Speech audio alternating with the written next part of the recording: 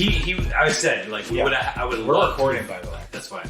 What do you want to do? Sorry. You know what? Let's just start. Welcome to NFG's The Non-Fungible Guys, the podcast hosted by Devon and Ryan. And we're going to talk about non-fungible tokens, we're going to talk about crypto, and anything in between. Sounds good. That's Ryan. Hello. I'm Devon. So we were talking about, well, crypto, obviously. And we just usually hit this record button whenever we want to hit it. And that's just how the episodes start. You hit it and then be like, hey, by the way, we're It's because recording. I'm like, I'm trying to move because I always show up and I'm like, all right, let's start right away. And then 40 minutes later, after drink, what did I drink here? Canada Dry Cranberry. After I've had one of those and a peanut butter sandwich, I'm like, shoot, I've been here for an hour. We haven't started. So it's because we have to catch up. You don't. That's true. You don't That's text true. or call. You're right. You just show up. Okay, we're doing a podcast. Sorry, babe. I'm like, all right, good. Just used material. So, what were you talking about at the bar last week? Which is amazing that we're having this is where we're at. Where we're having bar conversations about the organizing body behind cryptocurrencies and blockchain. I was just saying that we had our buddy Butler on, or my buddy Butler was asking us a bunch of questions. Asking me a bunch of questions, and it made me feel like an idiot. I was like, I know I have. If we had you on, we would have the answers. Like I'd be able to. I guess we wouldn't want the questions ahead of time, but yeah, I would take them ahead of time, so I didn't sound like a complete moron. But he was getting frustrated because he's like, well, wait, if they're a company, then how can they just create a coin and create a blockchain, and like, are they not the SEC and all that stuff? Like, how does it all? Right. And I was like, I just couldn't explain it to him. He was sitting at a karaoke bar, trying to yell at us. Yeah, you're supposed to sing. Like, yeah. So I was like, you know what? We'll have to have you on or try and explain this stuff on the podcast. Because I know he's one of our friends that listens every time. That's true. We make this for him. Yeah, for sure. Yeah, this is who it's for. Thank you, Butler. It's what's up, buddy? Hey, Amanda, when you eventually catch up to the episodes. Right, because he's plowing on ahead of her. Like, she's too slow, right? Yeah, he's like, oh, I've left her. And then he goes, actually, Amanda, what episode are you on? She's like, I finished one. He's like, no what? way. I thought she at least, because she talked about episode 2 and the sound quality or something, right? Didn't she? I guess she had listened with him. And okay. I don't know. She said one when we were asking her about it, but gotcha. She'll catch up. Well, either way, what we were talking about before I hit record mid-sentence was the fact that you consider it like an organization. When you put that cup down, it's going to resonate through the headphones. We need to get soft coasters or something. I think I have some. I'll go get some. Are you going to leave? You can't leave. I'm leaving. Go. No, you can't leave. What? He's gone. It's this. We're still in the studio. He can still hear. Anyways, like I was saying, Ryan, it's like, think about it like an organization behind an entity, product that they've created. Like IO is the organization, and they put Cardano on the blockchain, and that's that. But they don't own it. And even Charles Hoskinson said himself, he's like, Cardano has outgrown me. It's outgrown the necessity, and that's how it's designed.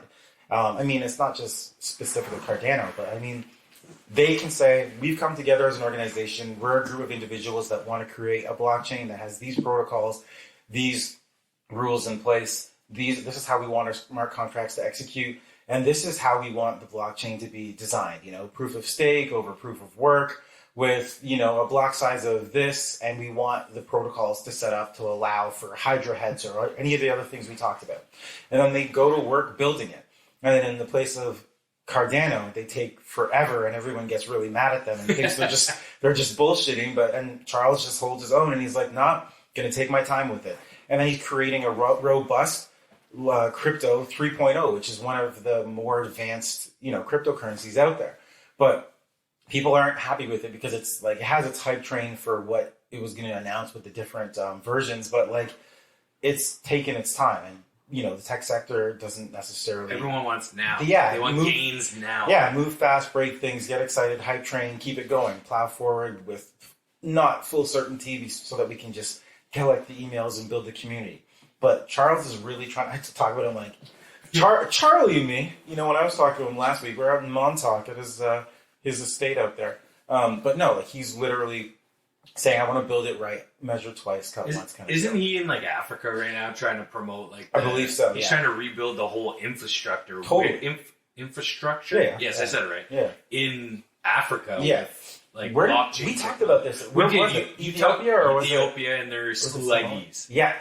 So, okay, buddy. And what's even Someone funnier shows up to each listen, episode. this is how I know Butler listens. Why? We have one legit listener. Yes, yes. But he even brought up, he's like, I never thought of the technology of, you guys brought up Ethiopia with the student IDs. He's like, I never even thought like that technology, that's so useful going on with everything. Like you can supply and demand and all that kind of, and he started bringing all that stuff up. What he said about supply and demand is huge. And another endeavor out in Africa is, and this is actually when I learned about crypto for the first time, about how they could use the blockchain to track diamonds, blood diamonds, because that's the issue. You buy a diamond and whatever, they can laser engrave whatever the hell they want. You never really know where that diamond's come from. So they want to use blockchain. So that's what they're saying. So like each diamond has laser engraving of an ID code or whatever, because it has that. And then they attach that to the blockchain. And then you can, every time it changes hands, you can see that. It's verified. Exactly. And then you can use, basically, that's tokenization on the blockchain. Real life object. Exactly. And it's just connected by an ID. Can you imagine damn, man. What? Just that's just diamonds. Well, what happens if you do it for clothes, like Everything. anything? Yeah. Like what about for people? Well, I mean, they're doing that. I mean, isn't your SIN number basically that with the government? Yeah, except that the government, it's centrally controlled. And it's like the government, like if you want to make someone disappear, or you print them a new passport and a new SIN number, the government just adds it to the database. Blockchain, you make a new block, but like everyone could see it per se, you know what I mean? Yeah. But like, it'd be interesting to see what down the road where blockchain flourishes. Yeah. Flourishes, whatever the word. Yeah. You know what I mean. Blossoms. But the other thing we were talking about at the bar, we were going on, he didn't necessarily understand Bitcoin mining.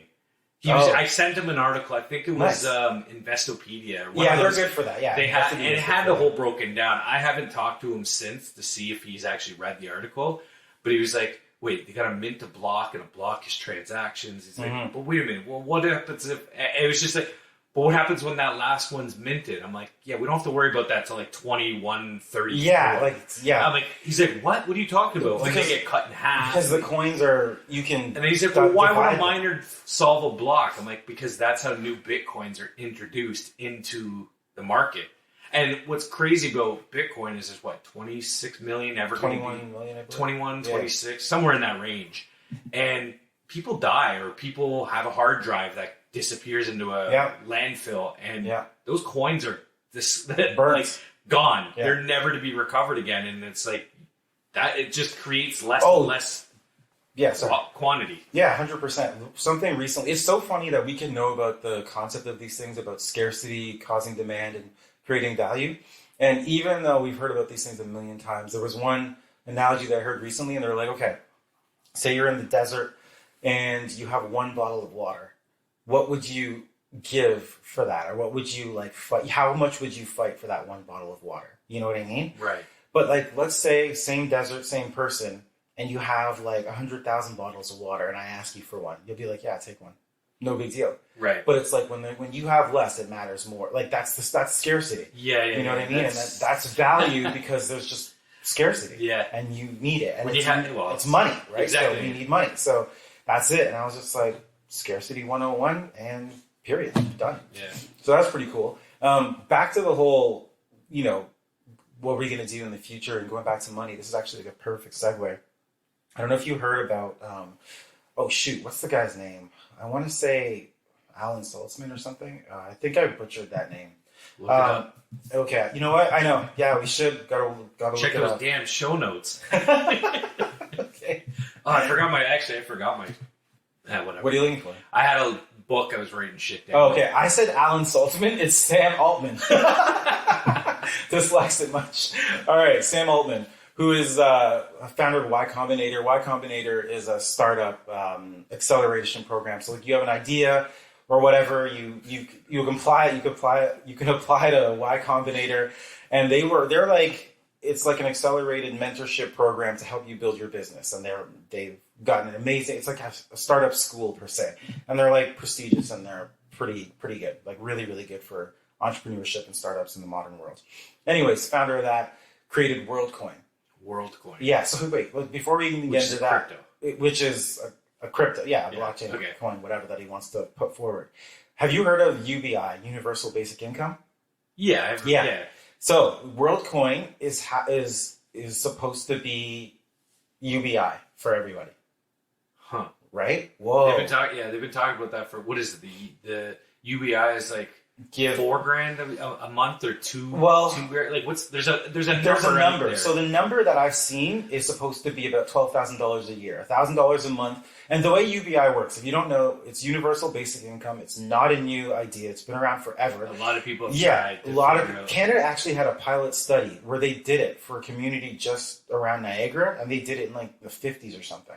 And basically, you give everyone $1,000 a month, and that's it. There's no like, if you qualify for this, it doesn't matter if you're rich, if you're poor.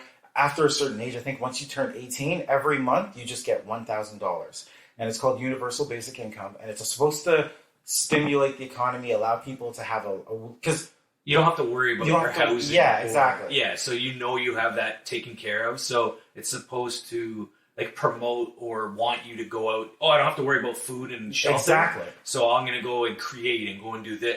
I can do things now. Yeah, for sure. But a lot of people think, oh no, all these it's freeloading. It's this and that. Freeloading. They'll sit on their ass. They know they're getting $1,000 a month. And it's like our welfare. But here's the thing: like, if everyone's getting the same, why do you care? Right? Then people are like, "Oh, that's communism." It's not. You're entirely right. But it's not. No, you should, because that's the argument. But outside of that. Also, this coaster, clutch. Good job. So good. That was great. I'm not even using mine. Hold on. You don't even. I don't need it, but I want to. Oh, that's good. Sweet silence. Okay, so. Getting too excited. You're all riled up. Because I drank. Screaming into the mic. So you ever heard about that side? It's so Can you stop? You don't even have the headphones on. It's pretty loud. Okay. All right. Anyways, my apologies for your ears. Fine. So I'm just catching up to Devon's level. I know it's pretty high. I got a lot of good sleep this week. Good. Anyway, so one of the things is like you're on welfare and like they're like go get a job, and welfare pays you a certain amount a month. But then like when you get a job, it pays like just a little bit more. Cuts back. But then you have to get to your work, so you have to take the bus, and then you lose time in your day. And it ends up costing more to get a job than just sitting at home on welfare. So people stay on welfare, and they're like. Whereas UBI is a set. $1,000 doesn't go up, doesn't go down. Yeah, and it's supposed to be able to like you could, and it's not necessarily replacing all welfare systems because there's social, like mental. But either way, we're not getting into that right now. We're not getting into that. Why are we so down this rabbit hole? Clearly, I'm passionate about UBI. Anyways, I thought UTIs, but no, you're ridiculous. So I gotta stop. Pop. Sorry, folks. Sorry, I'm trying to get him to laugh and break. Yeah, and he knows it's terrible. We push the envelope here. Non-fungible guys, we push the envelope. Anyways, Worldcoin. Yes. The way that they keep track of everyone. Are you ready? Are you sitting down? Yes, I am. Obviously. You see me. I know. Let me stand up. They scan your retina. Yeah, a lot of people can be having problems with that. So it's like, welcome to the world. The baby's born. Scan the retina. Now they're in the system. Yes, exactly. Yeah. And okay, so you can't even get people to take a COVID vaccine. Exactly. You're going to get them to scan your retina. There's getting tons of backlash, and everyone's being like, "This is the worst timing ever." You know that steal your eye, government, so I get double your money. Well, that's what you watch Squid Game. Anyways, so the government botched up records and vaccinations and health records, and all this stuff is terrible. And this guy's like, "We're going to scan your retina." To put that on the blockchain. But here's his defense. Okay. He's like, we don't keep the retina scans. We just keep the number related to who you are. Okay. And it's like, okay, but then it's like... You're like a wallet that's ID. You are literally a number in this blockchain that's immutable, can never be shut down. And sure, no, government controls it, but get this, it gets better, Ryan. No, are you ready? I'm ready. So, you know how if you're making a project and you have a bunch of coins or whatever, if you award some of the coins to your like founders or your creators, it's called like a pre-mint, right? Yeah. Like an internal whitelist. Whitelist. Yeah. Pre-sale. Pre-mint. So he was like, what we're going to do, because Worldcoin's going to cost money, we're going to pre-mint 20% and give that to the people that run Worldcoin. Yeah. Isn't that ridiculous? Yeah. This is like New World Order shit. Yeah. And he's like, so we're going to not only scan your retina, but don't worry, we won't keep the actual... The Rothschild behind I know, this. right? It's the Bilderbergs are just like, build this. Yeah. And then he's like, okay, we're not going to keep the retinal scan, but we are going to keep 20% of Worldcoins. And also, there's the governing body behind things. I shit you not. It's called Orb. Orb? Yeah. It's like, this is like straight out of a sci-fi novel. Yeah. And this it's like is 1984 exactly. or whatever. Right? And this guy proposes that during a global pandemic, when wealth inequality is the worst, while everyone's concerned about mental records, and also there is no plan for how WorldCoin is going to be able to support UBI. Like, he didn't put out a thing saying, like, money from this will be used to give everyone this each month. There's no plan. He's just, like, making this. He's actually going through with it. And, like, there's been a ton of backlash. And he just tweeted, he's like, oh, I didn't know that retinal scans would be such a big deal. But this is Sam Altman. This guy has created tons of companies with Y Combinator that are super data heavy and data rich. Like, this is what they do. Like, how does Facebook make money? They sell data and sell ads, right? Like, It's ridiculous. So... But here's the thing. He's got funding, like from Andreessen Horowitz, which is like huge. Like, they've funded a bunch of stuff, big VC. So keep an eye out for WorldCoin. And how much is your retina worth? Is it worth $1,000 a month? Forever. If I get yours, and it's $2,000 right? a month. But yeah. But people are gonna be stealing their dead family members' eyeballs. Of course. Yeah. They're still alive. Scan. Right? So I don't know, man. Like, how crazy is that? But Web 3.0. There you go. Yeah. So a lot of stuff. I know because I heard about this. I was just like, what the fuck? Yeah. It really had me like, like we live our lives, we do our thing, and we're like, yeah, the future's coming, but the future's out there. Yeah. And then you see something like crypto and blockchain and NFTs, and you're like, whoa, and DAOs. And you're like, whoa, the future's actually like here. And then you see this, and you're like, oh wait, we're all gonna die. Because then you get this opens up a whole thing. Because then you get into the point of people think AI technology is going to take over at some point, or we meld with machines, and become live forever, eternity, because we're with machines, and you're on the blockchain. Oh my gosh! Download your consciousness brain scan yourself. And they throw you in a blockchain. No one can shut it down. You're there, immutable forever. And that's how, holy shit, NFGs. You heard it here first. Non-fungible guys. Yeah. But anyways, basically I did hear that like AI plus crypto will be like the smartest, best companies will be using AI and crypto together to like take over the world. I literally didn't understand much more than that, but... Yeah. You're deep into it. Yeah, man. It literally messed me up. Like this. I'm just looking at JPEGs, going, "No, what can I buy?" I know, right? You're like, how much? We're going to solve world hunger, right? But you'll have to become a number for that. Anyways, yeah. So that happened. That's amazing. So in crypto world, did Twitter you see? Twitter's all over the place. Let's give a shout out, should we? Yeah, we should. Yeah, you're the king. Honestly, shout out to Ryan. Who's the second half of NFGs for manning the Twitter. If you're on our Twitter, the chances are that most of the time you're chatting with Ryan. I'm in there sometimes, and I try to not say much because that's his world. Ryan's our chief marketing officer. He's got all the connections. If you want to be on Non-Fungible Guys, you don't have to know anything about crypto. You don't have to know anything about NFTs. You don't have to know anything about anything. You can join the podcast. We'd love to chat with you. You be one of us. You be one of us, yeah. Just make sure we're talking about crypto and NFTs. We don't care about anything else. Yep. So I'll give a shout out to Nat Angels, I think is how she goes by, but it's at NAT4NGELZ or Z, depending on how you say it. But she just started her own podcast. I think the first episode came out yesterday. There you go, yeah. And it's called DEGENTALK.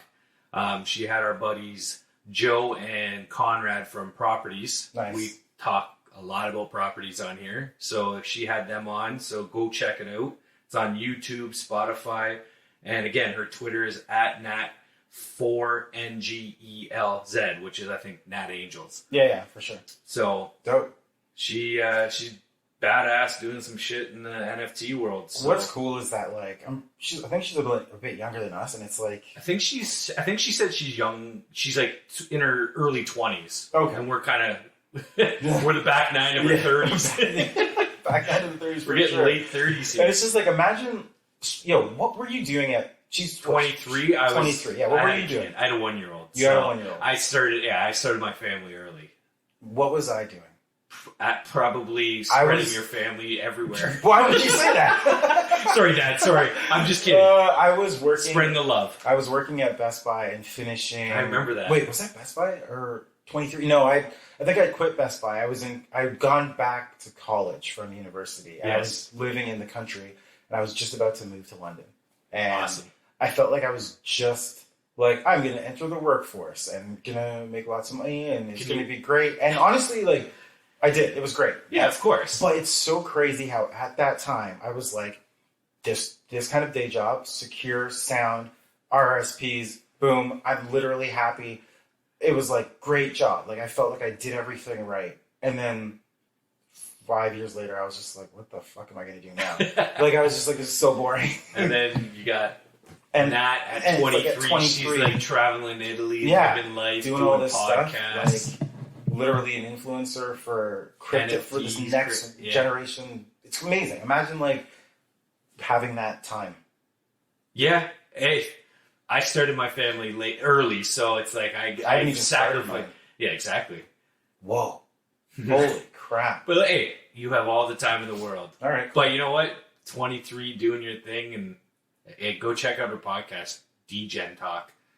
DEGEN talk. I don't know you said it like that. Just in case no one knows what I'm talking about. Cool. But it's another podcast about NFTs and spread the love, right? I'm down for that. Yeah, I feel like anyone who sees the future, and cares about it, we're down. The NFT community, the crypto community is actually so dope, man. I've been on Twitter for years. I barely have any followers. Got like 500. Let's double check. Let's be honest here. Nope, 442. Oh, let's get you to 500 then.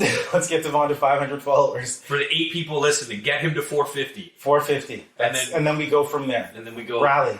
Wag me. At... Oh, yeah. Devon C. Codrington? No, it's just my first and last name. You dropped the C? Publicly. I dropped the C. I was like, who do I think I am? Very John C. Riley? Like, right, just... That's Devon C. Codrington, that's my name, Esquire. Pretty much, right? Devon Codrington. I think you should probably know how to spell that yourself. Do I have to spell it? Codrington. That's how I sounded out as it makes sense. It's like my last name is like those 3 sections. Of course. Codrington. It's pretty easy. Anyways. So, yeah. Yeah, okay. What, we just made a plug for me? Yeah, why not? Okay, but the thing I was saying is that... Follow me at NFG Podcast. Right, yeah, and that's where Ryan lives. There you go. But the thing is, it's like... the Twitter community around crypto and NFTs is just like so alive and collaborative. It's literally where ideas and all this stuff is formulated. It's pretty amazing. Like you don't really see that on any other platforms. No one's on Instagram or even Facebook talking like that. It's just I'm not on any social media because I got rid of it. I just was scrolling all damn day. I just had to. I mean, I ignore my family now for crypto and NFTs, but before it was social media, so I saw I needed to get rid of it. I only have Twitter now for the podcast, and to just see the community. So the big thing this week, to just get off crypto for a second, was NFT New York City. Yeah, for sure. So basically, the way someone explained it to me was it was the CES, which is the Consumers Electronics Show. Yeah. For like Sony and Xbox, Microsoft, those big companies, they hold their conference. Basically, it's a CES. CES is amazing. I love it. Still want to go. I love that shit. Right? Yeah. So they were basically the NFT world did their own thing in New York City. So our buddy Joe from Properties is down there. He met Gary Vee last night. Amazing. And then to just see like Josh Ung. Yeah. He's out there doing Bored Ape Yacht Club like parties and get-togethers, and then you got. I think there's another podcast. I have to quickly pull up the name of it, but shout out to them. If it was, like, we're in Canada, as y'all know. If If the borders were open, like Ryan and I would have driven down there for sure. I would have flown, but like Ryan's got a family that he started years ago, as he keeps on reminding the show. Yeah. So like I keep on talking about. You can't just leave the family of. Have we ever said how many kids you have? No, I don't think so. Oh, okay. I have 3. Oh, I was gonna say, is that? I got a teenager, a 5-year-old, and a newborn. No, not newborn now, toddler now. But damn, yeah, it's a lot. But anyways, sorry. Yeah. NFT Catcher Pod. It's Jennifer and her co-host. I can't remember the gentleman's name, but I guess I could just look it up. Hosted by Jennifer and at NF Ticket.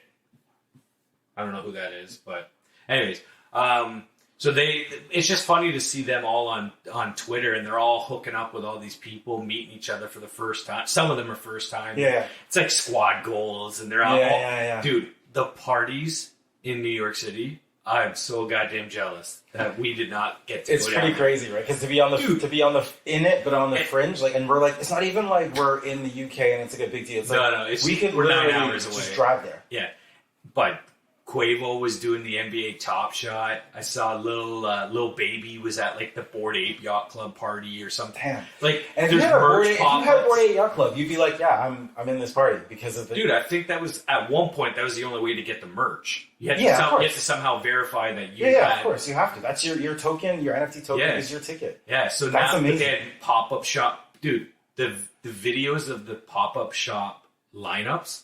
Holy shit. They wrapped around blocks. It was ridiculous. Wow. And then you see stickers of CryptoPunks everywhere. And then you see the billboards. It's like NFTs are going to ruin the world, like just as a goof. Yeah. Dude, people are like making monkey sounds with all the Bored Ape. Dude, it looked amazing. Damn. I'm jealous. Yo, here's the thing. Next year, we're going. All right. Well, we'll see where it is. I mean, I'm gonna go, but I know you got the whole fam. So it's like I can just pick up and be like, I'm going. But like, if you want to go, it's like, I got to plan. You have to plan and like bring the entire family. It's work. Right? I got to go. Me and Devon got to go party around. I will travel with your whole family. I don't care. I've known them. We do New York we try and do it every year for American Thanksgiving. Oh, nice. Are you guys doing it this year? No, not this year. The last 2 or 3 years we haven't gone because of COVID. Yeah. But I used to take open in 4 days. Yeah, I used to take that week for American Thanksgiving, and we'd go with her dad, visits family in Long Island. So Melissa's gone to that Macy's Thanksgiving bidet. Nice. I would never do that. 8 people deep, and they're all staring at the that chaos to me, especially now within like COVID era. Yeah, and I've seen Jingle All the Way. Exactly. It's like a 1993 reference. It's so true. Kids listening to this. Dude, you know what the drinking age is in Canada? Yeah, 19. Yeah. 2002. Whoa. Yeah, put that in perspective. Shit. You want to feel old. 2002 is the legal drinking age in Canada. Or Ontario. Wow. All right, cool. Anyways, go ahead. We're not even talking about crypto anymore. Okay. I said anything in between. You said it at the beginning. That's true. I did say that. So what do you want to talk about next? Wait. I got a couple of things, but go ahead. What did you do this week? To be honest, I did nothing but chat up in properties. That's cool. That's pretty important. I've been getting involved in another project called Post Apocalypse Club. Yep. It's like they want to do augmented reality, social media kind of thing. I wasn't prepared to necessarily promote it yet, but we can talk about it. We can promote it again. They have a website. I got to find it again. It is where is it here? Pack.wtf. What? That doesn't make sense. Does it open up their website? Oh, yeah, it does. Pack.wtf is their website. Nice. So it's go check it out. It's still early. They just said they were going to do a whitelist for their NFTs. They're doing about 10,000, and they're called zones, spelt with an X. And the system has collapsed. They have a whole backstory. Yeah. If you own a zone, you will have exclusive access to the Zone app, which is the first step of our vision. You will be one of the pioneers of this new part of the metaverse and have exclusive access to AR experiences for life. Will you be part of the club? But it's just cool. I don't know. It's got a bunch of cool. Like I said, it's still very early. They haven't really. What do you like about it? Right now, the community and they're doing their thing in the Discord right now. They've held a couple giveaways. And I mean, not too much right now. I meant to bring it up on the next podcast. It's all good. Once I did all my research. Well, here's I'm not doing much. There's something we have, the elephant in the room that we both forgot about. This is episode 10. It is. So we're supposed to have Mr. Burns on this episode, and he's not here. No. So, if someone's listening, they'll be like, I thought this is supposed to be. Yeah. They're all excited. They got the popcorn. They're ready to listen. They're like, oh, big episode 10. Oh, wait. It's just these two idiots right? talking. Shoot. So, me? You go ahead. Oh, you brought it up. As simple as it is, Burns had car trouble. I know, it sounds kind of ridiculous, because it's like, well, we could just... Yeah, his dog ate his homework. Right? Yeah, pretty much. Okay, nice. He literally, his truck, which is shitty timing, but, and we will get him soon. He lives close enough that we're not going to Zoom. Screw that. 20-minute. He literally was like, okay, I can hop on Zoom, and it's like, no, you live that close. We're pushing it. We're not going to do that. We want to see his beautiful face in right? studio. So screw that. Yeah, quote unquote studio. This studio is amazing. I love it. We should. You know what? We're going to do a studio photo. We're going to post that shit on Twitter. Wait, let's do it. At non-fungible guy. At least we know what their Twitter address is. Finally. All right. What did you do this week? What else is going on? Honestly, it was just I was in the Pack Discord. I was doing properties Discord. Unicorns, I can't do too much now because my unicorns are on a quest. Right. That's true. I'm trying to. I gotta find a side hustle to buy me some Ethereum because god damn if Ethereum ain't going up. And their gas fees are killing everybody. Dude, you know how many delays I've heard about? A lot of minting delays with projects because they're like gas fees is killing. I haven't seen them lower than like 180. Was it Gwei? Gwei, yeah. Gwei. I haven't, and that's like a $70 NFT could be $250 in gas fees. I'm glad you brought that up because one of the things I did this week was I was going to buy some Alex token. Alex token? Yeah. So Alex is some random guy who lives in Europe, and he was speaking. I don't even remember all the details. He founded I think it was a DAO. He's from France. He lives in London now, and he founded or he joined the Meta Cartel DAO, and he founded the Marketing DAO and Uncollateralized DeFi Alliance. So he's pushing crypto and DeFi places of information exchange and all this other stuff. And he was just like, you know what? I'm going to make a project to make loans go out there. And he founded Rocket, and it was basically a pool that he created and raised a bunch of money and returned a return of 6% in 7 months. So he's just done a lot of little DeFi projects and whatnot. And then one day he performed the first ever crypto art backed loan, and he did a domain name backed loan. So he's doing a lot of DeFi things out in the UK. And then one day he was just like, I'm going to make my own token for myself. So he made it kind of just like BitClout, you know? BitClout? Yeah, we talked about it way back, but it wasn't on the podcast. Okay. It's that kind of social media platform that looks like Twitter, but it's crypto. It's the crypto social media, and it's like you kind of I'm with you. Gain your token. Your profile is like a token. And as you get more popularity, the value of your token goes up, and people can invest in you. Oh, yes, I do remember that. Yeah. So basically, he just made an Alex token, and he's just like, buy this token. And what it will give you is, he's just like, you can, if you have enough tokens, as it increases in value, as I do more things, he'll become more of a person of prominence, right. As he gets more connections. And he's like, right now, if you have enough of these tokens, you can reach out to me and have video calls, or you can literally be like, you're going to eat a peanut butter sandwich today. Actually, there's one of the things on his site, he's like, control my life. Literally. So stupid. And it's like, you can vote, and if you have the Alex coin, you can vote on things that he does, right? So he made it a while back, and he's on podcasts, and he's a Telegram group, and I was just like, yeah, I'm buying some of this. Did you end up buying it? No. But I was about to. Okay. So I loaded up. Oh, right. This is the gas piece. Nice. There we go. This guy's with us. I'm with you. But we've talked about MetaMask before, right? MetaMask? Have we broken it down for Butler? No. We haven't really got into we haven't done the Gary V in-depth how to buy crypto. Okay. Well, we've never really done that. I guess we can do that another time. But we could do it as an MetaMask is a wallet.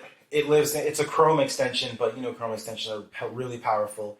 It's in your browser. It's a wallet. I have it on my iPhone. And you can have it as an app as well. Like I have it on my phone as well. But basically, it's a wallet. So it holds your crypto, a bunch of different ones. And NFTs now. And does NFTs now? I have my unicorns. Oh, I don't have them in my MetaMask. Right. But yes, it holds NFTs there. And it's on, everyone just thinks about Ethereum, but they've expanded. They're on Ethereum mainnet, but they're also on like Kavin. They've got the Binance Smart Chain mainnet. They've got a bunch of different... And Polygon and a bunch of different shit. Yeah. So I was like, you know what? Obviously, Alex token is not like super expensive. Like I think it costs like 9 cents. Yeah. Exactly. And I'm like, whatever, I'll buy it. So I go to MetaMask and just like, and then so MetaMask, like as I go to click buy on he has a little plugin in his website, and the way that what I basically do is do exchange on his website, and you use like Uniswap for something like that. This is kind of getting into what you're kind of losing people already. Well, okay, well Uniswap is it's a brokerage. Yeah, exactly. And it's just how you can trade currency. So the go-between. And whatever you're trying to buy. So essentially, Alex is like, he has a plugin on his website, just a little window or whatever, and it's like, buy Alex token. So you click that, and then Uniswap pops up, and it's like, connect your MetaMask. Because like, you're in a browser, but MetaMask is in your browser, so it actually like, automatically reads your wallet from the browser, which is really handy. You know what I mean? MetaMask, the app itself too, has a browser built in. So you can actually know that. You can go. You could probably go to that Alex website within the app of MetaMask, and you won't even need. to. Okay, all you have to do is that little pop up would come up and click connect for MetaMask. That makes sense. Totally. A lot of scammers do that, so you got to be aware. But good point. But like just going through the process, so you click, it just says connect your wallet. I click connect, and like a little pop up in Chrome pops up and says, "Do you want to connect to here?" You're like, "Yep." And then all of a sudden, your wallet is your balance, your MetaMask. It pops up in the thing saying, and you just click Ethereum because that's what you're going to convert it from, because that's what I have in my MetaMask. And then I'm going to swap some Ethereum for 1 Alex token. And that's so 9 cents. Yes, 9 cents. So that's what I'm trying to buy. What was the gas? 9 cents. Okay? 9 cents. What was the gas? I don't even care. Yes. I'm not waiting. So, okay. I've seen it at 200. The gas fee was $156. So I was like, what the hell? For 9 cents. So I go to make the swap, and it pops up, and it's like, you have insufficient funds. And I'm like, yo, I can't afford to purchase something for 9 cents because it will cost me $160. And there's a little bit of I think they call it a leakage, so that if something goes up and down while the transaction's happening, you're covered too. I've heard leakage, I've heard slippage. So I'm like looking at it, and it ends up being, for 9 cents, I would have had to pay $160 for this Alex token. Tell me you screenshot that. Oh, did I? No, I did. It's probably still here. If I go, I have it open right now. If I connect, my wallet is connected. I'm gonna select my token as Ethereum. Okay, and you have to make, it's funny because, like, when you connect your wallet to connect to Ethereum, it just takes all of your Ethereum and populates it. So really, if you don't like go to where it says you're buying Alex token and click 1, you'd be buying like the equivalent of what's in your wallet. So just always double check things, because like as I click Ethereum, it's just like, cool, the default is max. So it's like, yo, you're gonna go from spending 9 cents and having 1 Alex token to having like over 100. And I'm like, yo, think about that for 9 cent token. Not 100, but like, I'd be getting like 70. I'll tell you right now, because there's tons of bots in Discord. So good bots that are telling you up to date. The gas tracker on right now is 176 Gwei or Gwei. So right now, it went down.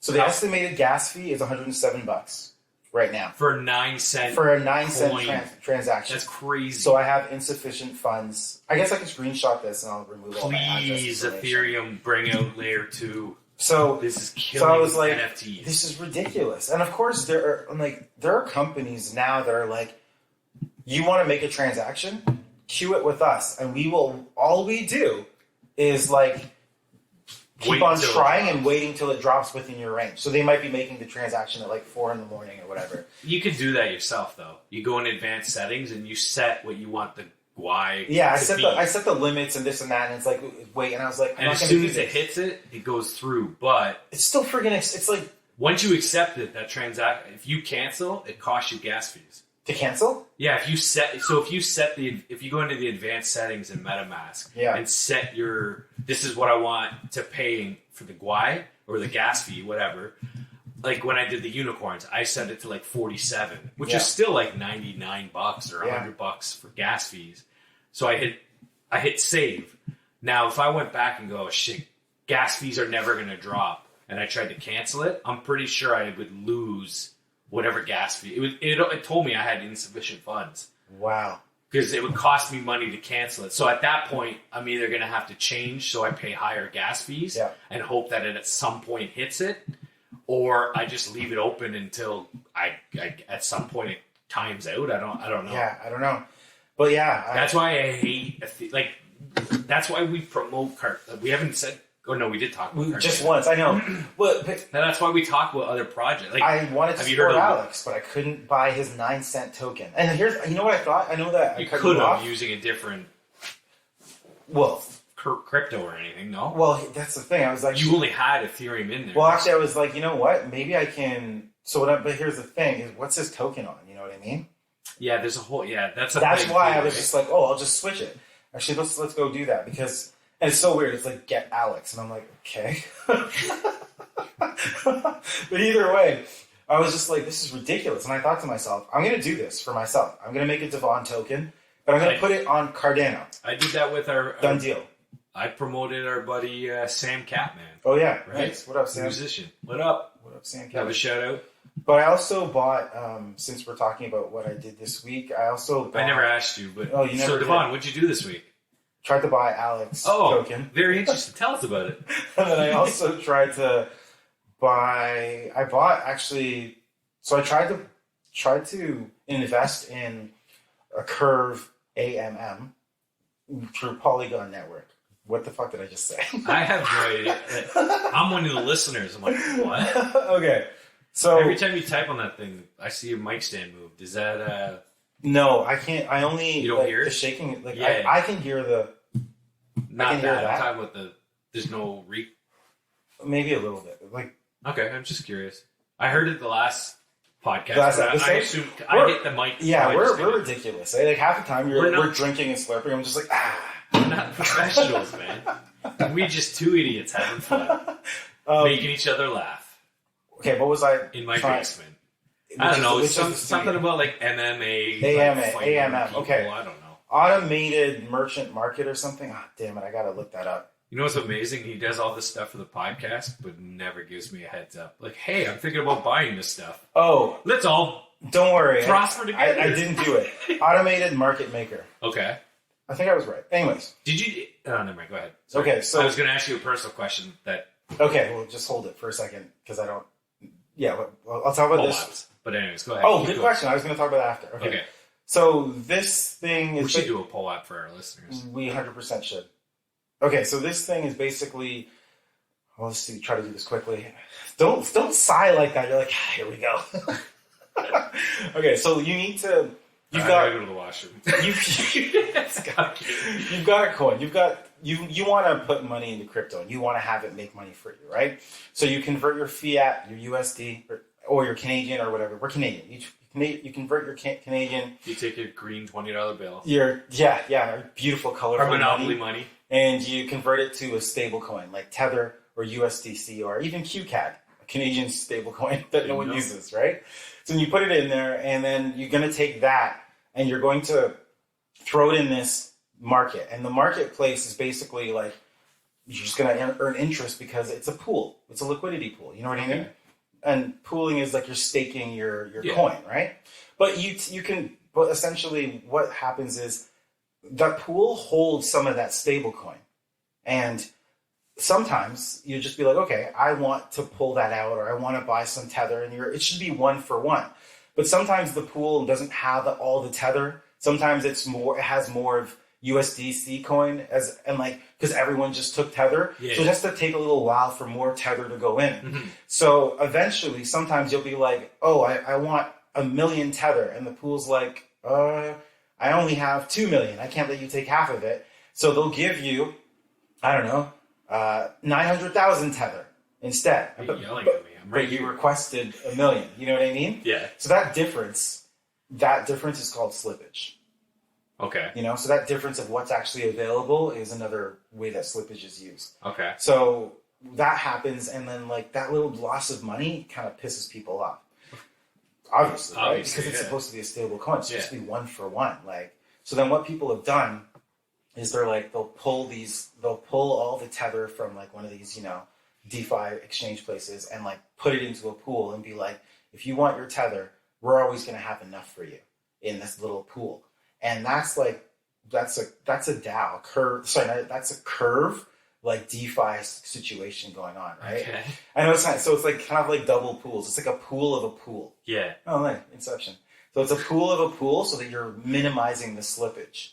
But those two networks have to connect. Right. And Polygon, as we talked about in the past, is a blockchain that connects everything, yeah. So the Polygon network and the Curve AMM, automated market maker, they work together to minimize slippage. So this is for big time crypto investing. So like the whales of the... But everyone can still do this. Yeah, of course. So... The people with the money. Exactly. But at the same time, people with the money are going to make... It's the big chunks. Are going to make... Yeah, because those big chunks are going to... So here's the thing.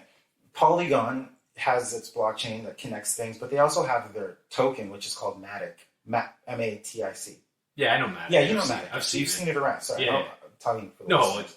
Yeah. So, and since they want people to like use it, they like give away Matic a little bits at a time, and they partner with Curve, and they're just like, yo, if you have your money, if you want to have your money and make interest, and you go into our little smaller pool, we will give you Matic returns, and we'll also give you returns from the Curve network, as well as the basic 4% from the initial pool.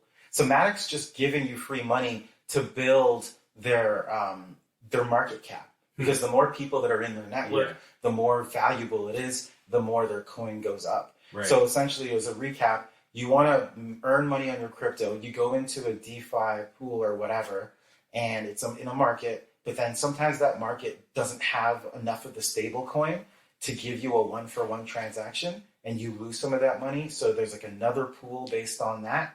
And in there, that's where Polygon and Curve, they're like giving you like super interest. So what people are being able to earn on the money that they have staked is like 25%. 5% from the initial pool, 9% from Curve, and 9% from Polygon, because Curve and Polygon have partnered. Right. So I was like, I'm gonna try to get my money in there. Because I was like, think about it. Imagine you're putting $1,000 in, and like, you know, you're gonna earn 25 APY or whatever. Like, it's amazing, right? So I was just like, all right, how do we do this? Huge gains. Huge gains. Like, for doing nothing. And here's the thing. It's scary because what? Like, the coin's going to be devalued? No, you're staking a stable coin in there. Yeah. You know what I mean? It's tied to the US currency. So it's like, okay. So I was like, let's see how I can figure out to do this. So I'm like, buy Matic, throw it in your MetaMask, go into Polygon, connect your MetaMask to the Polygon network, bridge it to convert, because even though you have Matic and it's in your MetaMask, you have to put it on the Polygon network, and then you have to go to the actual DeFi website that's a Curve Polygon thing that looks like it's a website from like 25 years ago. And like, honestly, this is where barrier to entry comes up. Like, I haven't been able to, but honestly, I was able to follow through. What stopped me was, guess what? Fucking gas fees. That's what stopped me. Really? Yeah.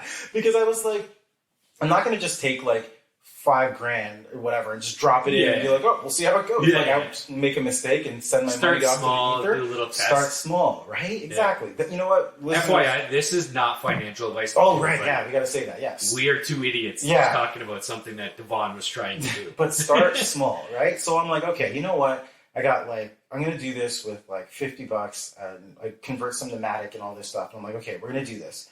And the gas fees were $180. So I was just like, so I was thinking, I'm like, how much money do I have to put in for the 25% return to cancel out my gas fee? So quick question. Yeah. So for $50 is $180. Yeah. If you were to put $10,000, it would still be $180. Yeah. Okay. I just want to make that clear. That's a great distinction, because I was thinking about it and I'm like, you know what? Back to what you said. When you like, if you're putting a huge amount of money, like this is a $180, no-brainer.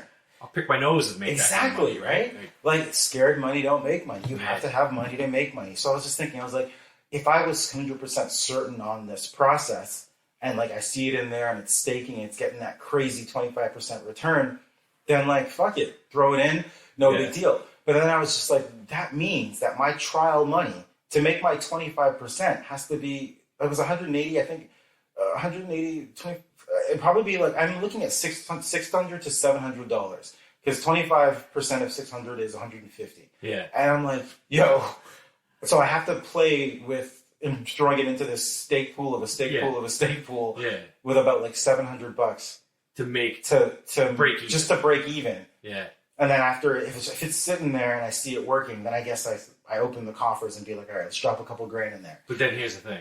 Then you're paying gas fees to drop more in. You also pay gas fees to take that money out. Sure. Exactly. It's weird. It's kind of like... This is why Ethereum just kind of sucks right now. It does. So I was thinking about this, and I was just you know what, guys? Ryan knows what he's talking about. He keeps on saying we're just two idiots, but we're friggin' not. Like, as I explained this stuff, he just followed everything I said and was like, you got to take like big ass fees to put more in and take it out. Like, it's like capital gains, buddy. I'm like, thanks, Ryan. I thought you were an idiot. But it's like, it's true though. Like, you got to... So the next dump is going to take gas fees. So then you're like, okay, it better be enough to cover all the gas fees. Yeah. And then also, when you take it out, gas fees. And then that's going to be a big enough chunk that you're going to have to pay capital gains back to like the real government. Yeah. And that's going to be like somewhere up to 30% or whatever. So yeah, what is, I think capital gains is 50% of 50. Yeah. And then when you go up incrementally. Yeah. But like, so it's like, if you have the money, this makes sense still. But like, you need to be playing with real money. But at the same time, like, that's the only thing I can't get around. I said to myself, if it wasn't for the gas fees, holy shit. Right? So you just wait a bit, and when they say layer 2 is coming. Layer 2, they're saying it's coming. And then I thought to myself, these things exist on Cardano. Like, we're staking on Cardano still in Yoroi wallet. Yeah. So, I mean, that's make money. That's cool. Oh, I should check. I haven't checked in a little while. I'll check later. I don't know about you, but I haven't checked for a while in those epochs, and I actually did make some ADA. It was good. Okay, go ahead. Actually, I want to talk about the coins that I bought this week, but okay, keep going. I feel like I've had no money to do anything in like 5 weeks, 6 weeks. I need to dump some of my NFTs. I will. I'll stake you. No thanks. Such an I asshole. don't need you staking. He's like, no thanks. No, it's just, you know what? It is what it is. I went so hard on Cardano NFTs that I kind of left myself.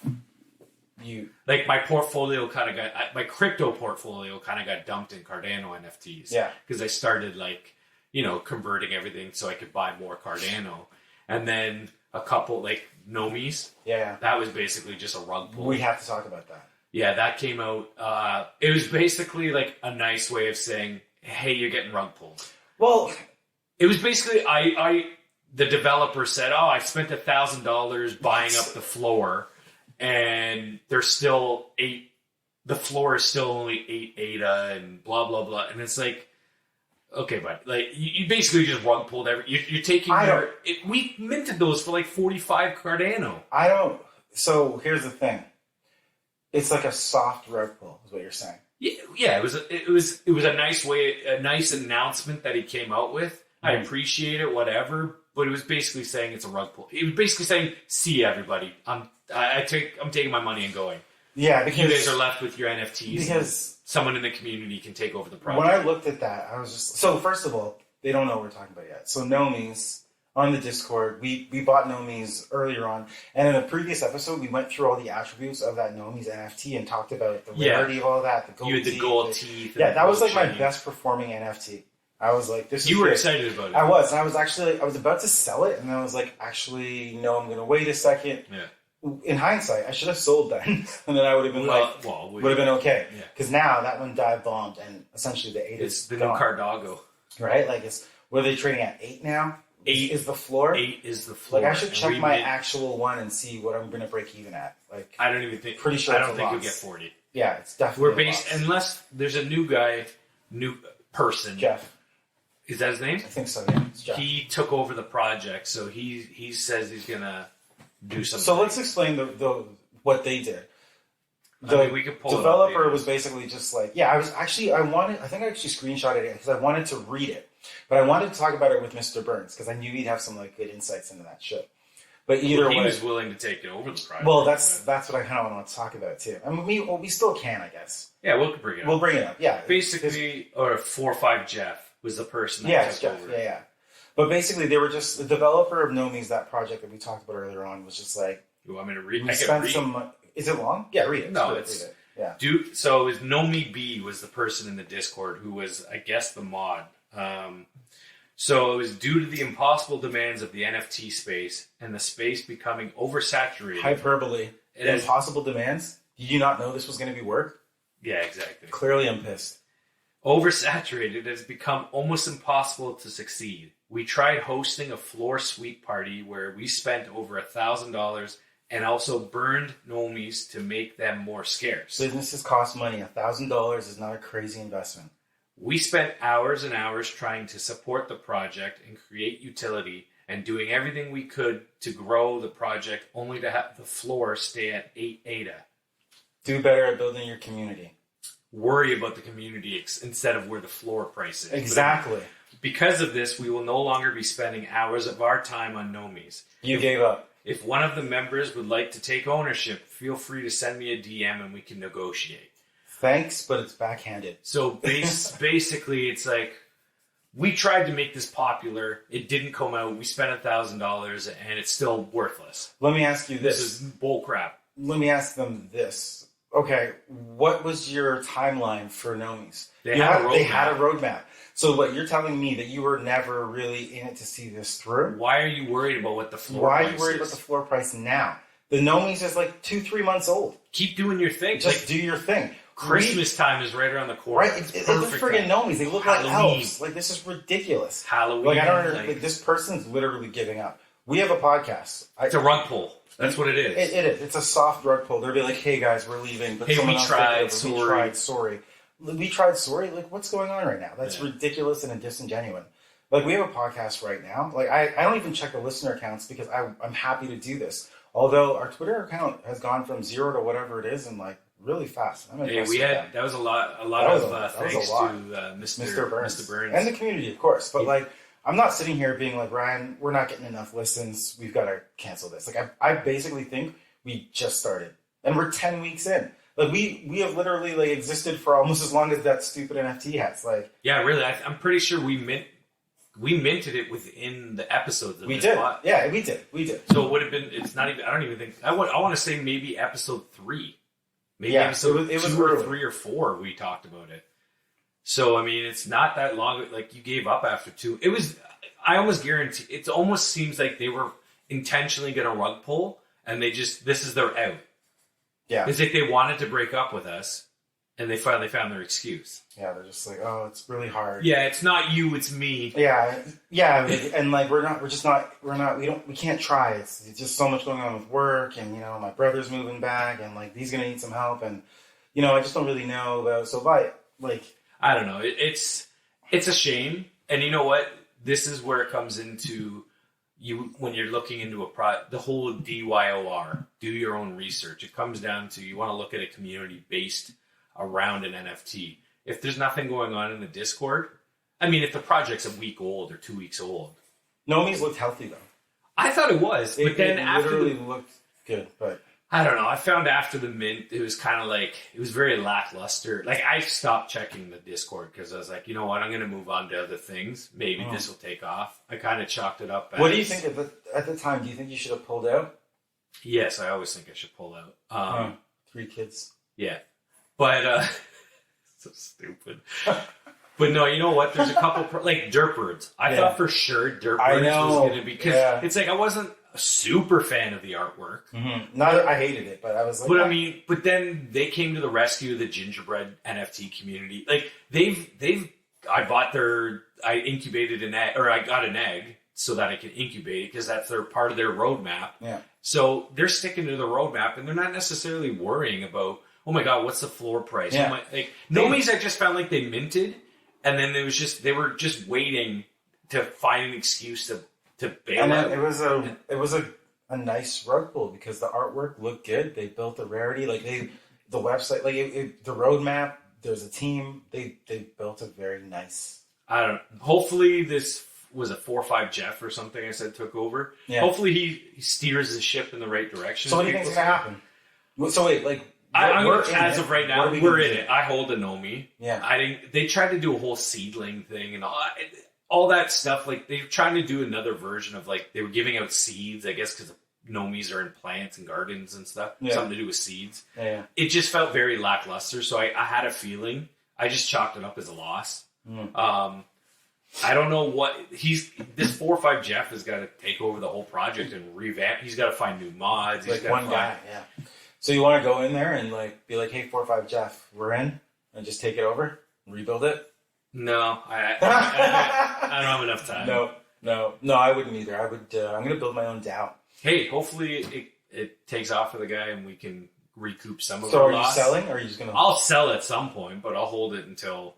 At this point, it might just be a collection in my. But here's the thing: when you're investing, when you're banking on something, you know that if you invest in 10 things, 7 will fail. Exactly, it's all 2 high of them risk. are going to be okay. 1 of them is going to be great. This hopefully is not for the weak. It's not. It's a high risk.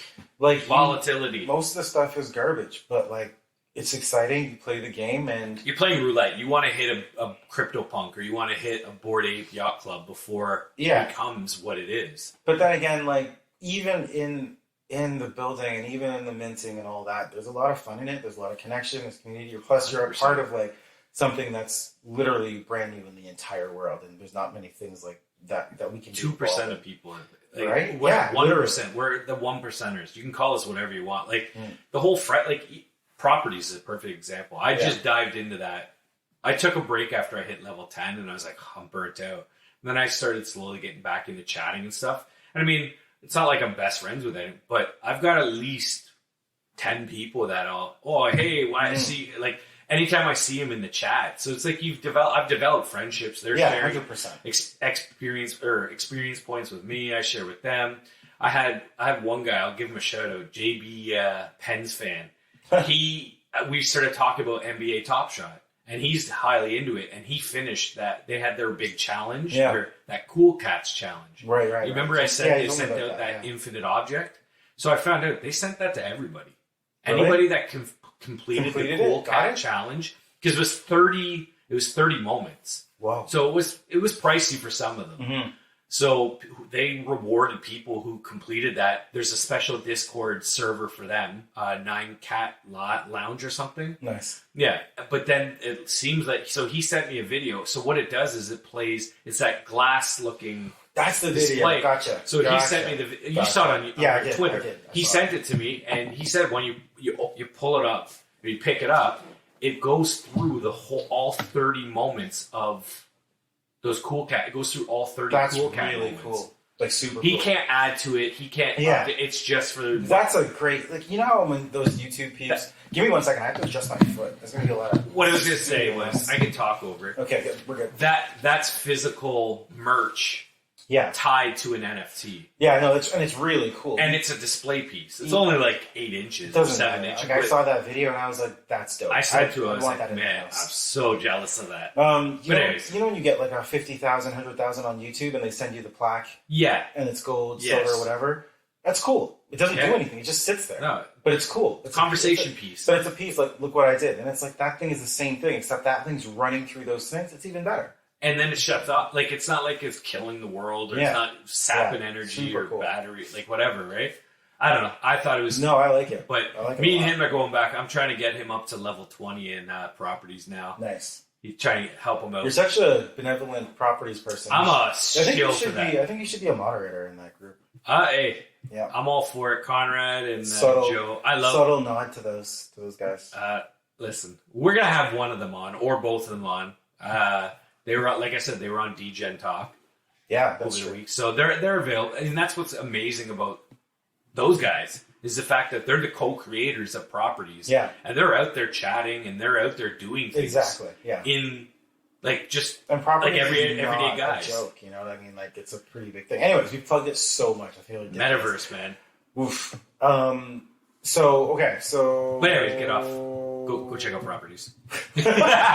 Properties.xyz. What do we normally? I feel like we have. Well, how are we doing for time? Because I know you wanted to bring up Deos.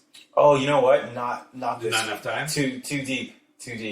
All right, so maybe if we have Burns on next. Well, at some point we got to have Joe and Conrad on. Yeah. Or whoever's available first. Whoever's available. Joe's in New York, pumping around friggin'. He's in New York now. Yeah, son of a bitch. I'm so jealous. I want to be there. You're not going to be a mod with that kind of language. FOMOing. It's all good. We'll make it to the next one next year. All right.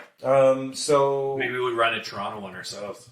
Right. You know what? I'll keep an eye out. Bring the party to us. There's got to be some stuff happening now that the world's opening up and our borders and everything else. So Come to Toronto. Keep an eye out. We should. You know what we haven't brought up? I'm just gonna say we don't even have to talk about it. What we haven't even talked about it this podcast. I know what you're gonna say, and I was actually thinking, do we not bring it up for once? That's exactly what I was thinking. Okay. Like I was literally when I was saying so I was gonna talk about it, then I was just like, I'm kind of mad at it. Are you? Because you're not getting the drops? Yeah, and I'm like, what do I do now? I'm getting lucky. Are you? I've been able to. I'm getting comments. This week I was like, we're talking about Veve. I said it. Because as you noticed, like my updates is like, what did you do? It's me dicking around with other coins and doing this and like. I just figured you were busy creating value in other ways, right? Evolve your.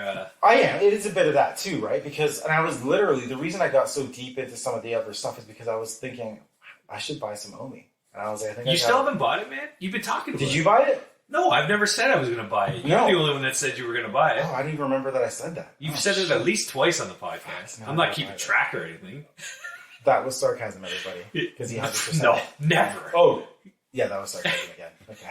You got me the second time. But no, I think this was the second time you brought it up. But we both have said, I literally we should was get like, it. Shit, I don't even know how to get it. I haven't looked into it.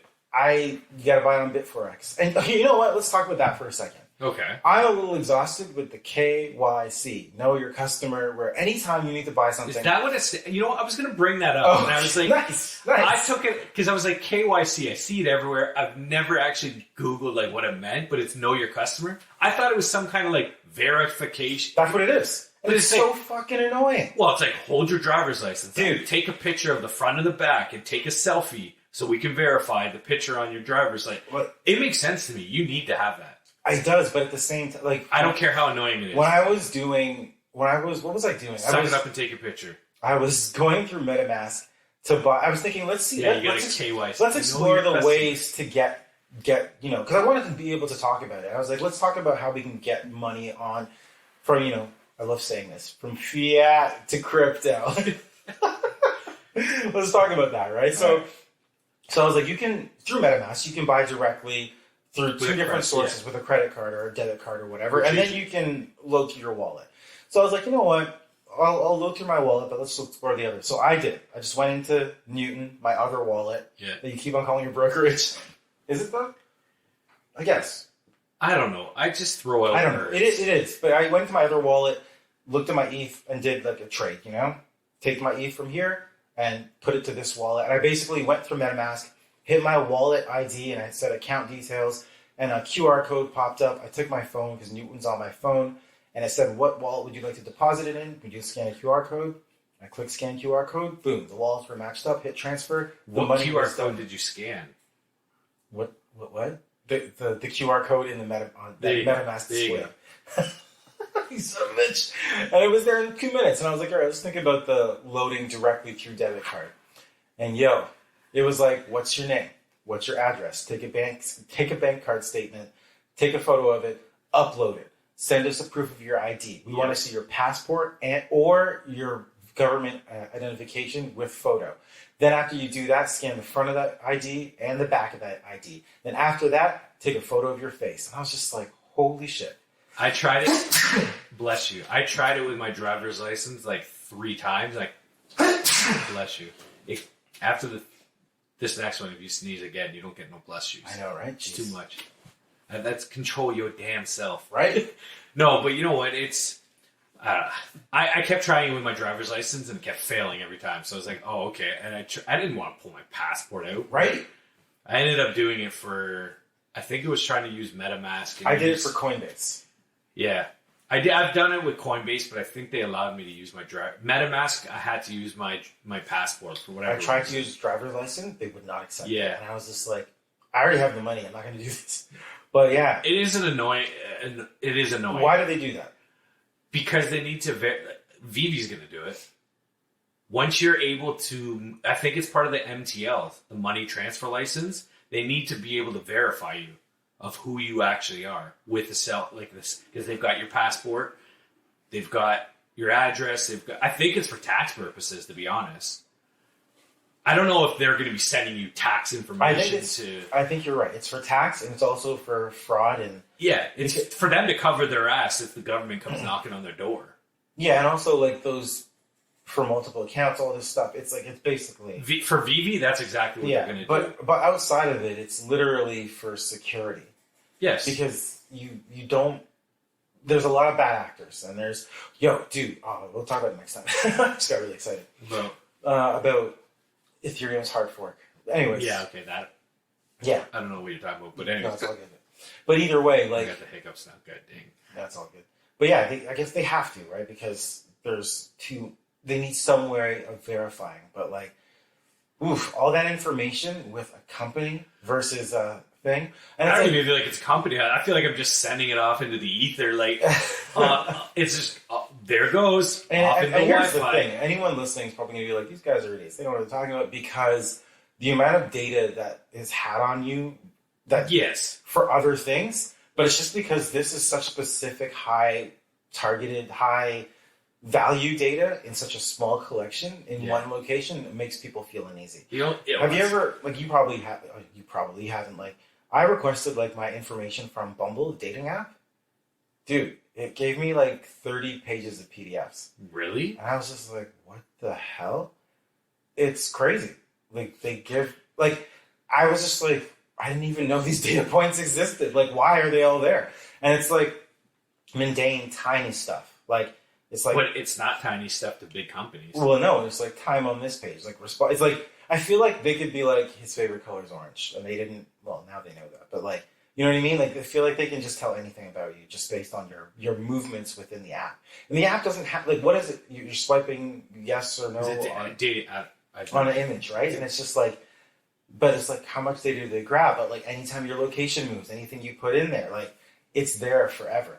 But you can download it, but, like... Doesn't Google do the same thing? Even if you turn it off in their security features, I'm pretty sure there's, like, a website. There. Like, we are just giving data to every... Like... Don't get Worldcoin. Anyways, back to Veve. What's up? No, I was just going to say, I think we made the announcement last podcast that Disney's coming. Yeah, we did. Yeah. I think this weekend. So they're dropping Series 4 on Saturday. I don't know if you saw the tweet today. No. The Mighty Marvels. You know, the little, like, character. Sure.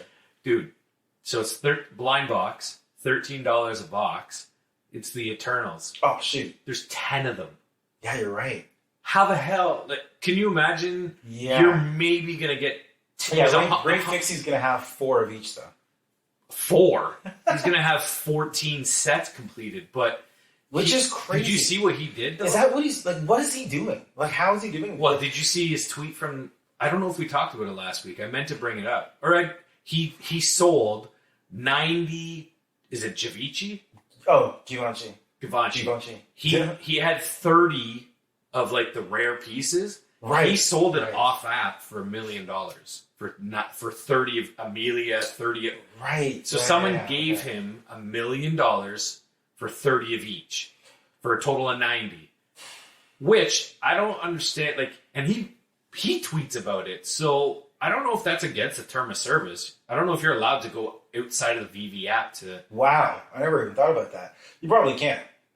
He tweets about it, and he still has an open account. It's not restricted. You know what, though? I think that He's dealing with huge numbers though, and he promotes it. If I were Veve and this guy broke the terms like that, I would just hope I would just like wait a little bit and then like we book him because they want the money, right? Of course, they want the money, and there's promotion with him. Yeah. So what I'm saying is, I feel like I want to say that I feel like they would just let him get away with it because he's so big. Yes. I think, which is probably happening. I think that's what would happen, and then I think when people make a stink about it, then they would slap him on the wrist, crack down, and do something. Or he would just open a second account and keep going. But regardless, he's got a shit ton of money involved. He showed me like I'm fucking best friends with him. You are? He tweets all the time. Yeah. Like, you guys keep like secret rare comics and stuff for like $500. It's like, I'll be eating these all day long. He's like, you guys keep paper handing these. I know, right? It's crazy, man. But I mean, the dude just made $1 million last week. One thing about cash, crypto, $1 million, Devon. Cash for digital collectibles. Yeah, now all you have to do is put that in a stable coin in a pool, in a Curve, in an inception pool of a pool, right? And go down a couple layers and get that 25%. I just wanted to bring up $250,000 a year. Series 4 of the Mighty Marvels is on Saturday, and apparently, rumor has it, no truth to it at all, that Disney's coming up. You want to go see Eternals? I was going to go see it tomorrow morning. Tomorrow morning? I was just going to go by myself like a 5-year-old. Tomorrow morning? Not a 5-year-old. Like, you mean like tomorrow afternoon, right? When's the earliest show? I think the first showing at the theater was like 11:30. Jesus. I didn't even know. I want to go see it. I might go. I asked Peter. I asked a friend to go see it. His name? His name is Peter. He's never going to listen. But he won't? I thought he listened. No, he doesn't listen. Oh. I've asked him about it. I got him into. I swear I got him into DraftKings NFTs. Cool. We've never even brought. So you're gonna go with Peter? He's just gonna completely ignore me. No, I said I asked him. I didn't say I was going with him. If you want to go see, we can go see. No, it's cool. I don't like. I'm busy. You only call me when we're podcasting. I have to work. It hurts, doesn't it? How does it feel now, babe?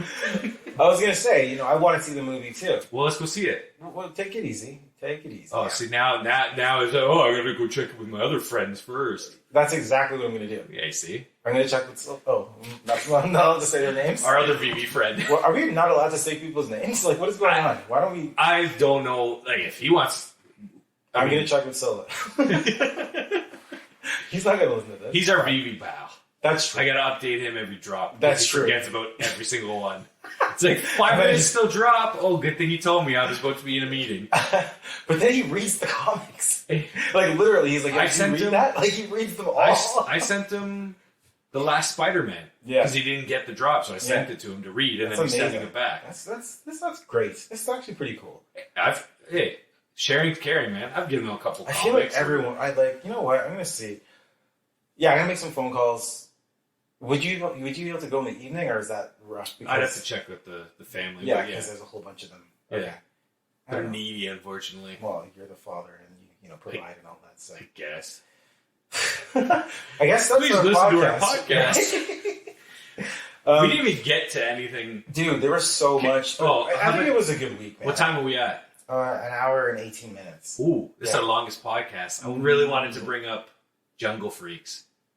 Bring it up. Okay. You want to end on this? Well, it's a bad... It's to do with racism from the 70s. And, like, the cancel culture. You're going to have to bring it up. Okay, so Jungle Freaks was a NFT collection on Ethereum. You can go on OpenSea and still look them up. But basically, the description was, Jungle Freaks is a collection of 100% hand-drawn freaks by legendary Hustler Mag cartoonist George... How would you say his name? Trosley? Trosley? Yeah. You have it queued up there? I'm looking it up. So, I guess what happened, I want to say... So what ended up happening is I think the artwork is kind of crap anyways. I don't know why it was super popular. But it was popular. The floor price, I think, was like 1.1 ETH at the beginning of the week. And then all hell broke loose for these guys. I want to say it was the son that was doing the project, and his dad was the artist. So what ended up happening, if you go, are you on Twitter by any chance? Or Twitter? No, but I can be there in a second. go there and then go to our profile and go to bookmarks. Cool. Oh, I think they got rid of it. Son of a bitch. They might have deleted the whole Twitter thread I bookmarked to talk about. That's probably a wise move for them. Yeah.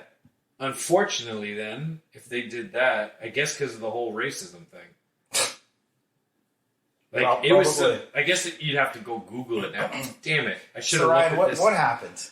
You haven't told us. So the father was, like it said in the description, was a legendary Hustler magazine cartoonist from, I guess, the 70s and on.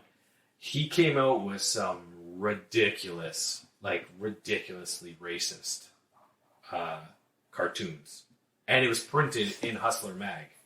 So everyone kind of just like looked at. Here's an example of one. It's KKK members getting just married. Okay. Don't describe that. You know what I mean? Don't describe that.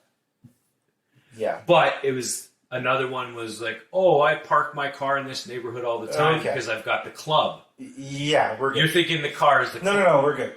We're good. We don't describe the club was the gang. We know. We don't describe the sentiment to give it power. So we don't actually talk about it. This is why I wanted to bring it up. Yeah, so those weren't in the NFTs. No, those weren't. That had nothing to do with work. But it was the dad's work from the 70s, and someone brought it up or said, hey, same guy. Anyone even... Yeah, it was the guy. And everyone's like, did no one ever look into these people?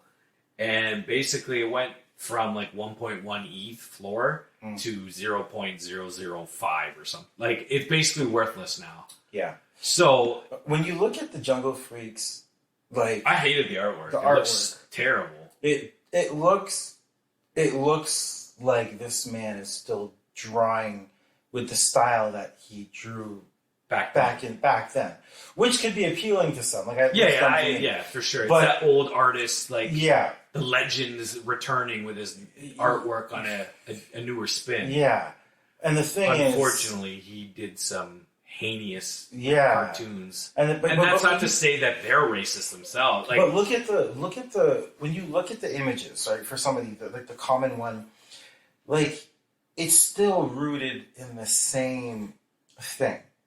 Like, the newer NFTs. It's in the jungle. A lot of them are monkeys of different, like, cyborg, metal. Like, you know what I mean? Like, the sentiment, the foundation of the artwork and where it comes from is rooted in caricature, or, like, I guess it's kind of like minstrel. Minstrel being like, like the white gloves and the black face and the big lightly colored lips. That's a minstrel artwork. Yeah. It's like, I'm not saying it looks like that because it doesn't, but it's like how the minstrel undertones became the foundation for cartoons. Like, Mickey Mouse wears white gloves, and like, that's a minstrel. That started with the minstrel cartoons. Like, Animaniacs, they wear the white gloves, and there's a lot of like slapstick comedy, a lot of violence and explosions. When the explosion happens, their face goes black. And that's all coming from the minstrel things, where it was actually black people. And, it's and that minstrel was carried forward from the sentiment of having slaves and being able to do whatever you want with no consequence because they're slaves. And you take that to cartoon, and the cartoon people get beat up and do whatever they want. And then when the things blow up, they get blackface, but there's cartoons, so there's no consequences. And then, like, you have to, like, clean it up, but you take the foundation of that, which is like the slapstick comedy, and then some of the movements of the like and the music and the fanfare into like the Roadrunner and Coyote, and then you push that forward with the white gloves and the big shoes, and like, it just carries forward. So when you look at this artwork, like, people could look at it and be like, oh, it's cool. But then you look at it and it's like... Well, then when someone brings it the attention of the like, look at that image from the 70s that you showed me. That was legitimately printed in a Hustler magazine. I know, right? But like that, if you showed me that and showed me this, I'm like, same artist, same style. Yeah. So it's like carrying forward the undertones that is rooted in racist comics. So, and you know what? That's the it's word. Crazy. It's crazy because, I mean, who knows? Like, a lot of people have done things that they buried or whatever, And like, here's the thing: you might say, "Well, is that guy racist or not?" And it's just like we don't know that, but it doesn't matter because he perpetuated it. Yeah. So it doesn't really matter what he's doing. He believes on the inside. Like he put that out there, whether it was the Times or not. He put it out there. It's published, so he has to atone for it, and yeah. that's why his project is shit. And he's probably not going to be able to do anything else. No, not with his name. That's for sure. All right, and that's NFGs, yeah. But on that great note, I know, right? No, you know what? That's fine. I just wanted to bring it to. I want to get your view on seeing it for the first time. I think that's important. Like, I think this is. It's whatever. Everything has the possibility of everything. Like, there's rug pulls. There's going to be people that are bad actors. There's fucking scammers in there doing all sorts of crazy shit. They just took over. I just saw a thing in Discord warning of the Collab Land bot. Shit, really? You know when you enter into a new thing? Apparently the Collab Land bot in Discord got hacked. Damn. So people are like, don't. That's so that's so bad. Like, you can't be safe. It's like literally just a draw of numbers. Yeah, and that's the thing. You have to walk on eggshells in all these projects. Like, you just can't be clicking links. Mm-hmm. It's like Prince from Nigeria is giving me $1 million. It's like email scam. It's like you literally can't click a link now without second guessing yourself. Never connect your wallet to a website until you've kind of done your homework. Yeah, until you got to know the project. You got to know everything, right? Yeah. Damn. Well. But anyways. I don't know. I think this was a good episode, man. I really liked it. I thoroughly enjoyed it. We have a list of stuff we kind of want to get to, and Devon's always like, "Oh man, we're not going to talk." I'm like, I only got 5 things on my list, and it's like we get to 2, and it's like, yeah, we've been going for an hour. Yeah, it's an hour and a half in, so I love doing it. I hope people are enjoying it. Like us and share, and get our numbers up. Not our download numbers, but like. Let's get some Twitter follow. We got to do something. I think we might be doing another giveaway. We are going to do another giveaway. It's just we're working out some details, potentially with a project. We have no idea. Project. We have no idea. It's yet to be announced. So we'll see. Hopefully, maybe we become some influencers around here. No problem. Okay. I love it. All right. Well, thanks, Ryan, for being my co-host, and we'll catch you guys next time. Thank you for calling me today, Devon. So glad to hear from you when you want to talk to me. Let's go see that movie then. Sure, I guess so. Yeah, like, in all honesty, okay, let's see it this weekend. All right, we'll figure it out. Would you be okay? We're gonna stop recording. All right. Thanks for listening. We are out of here. Non-fungible guys @non-fungible guys. Follow us.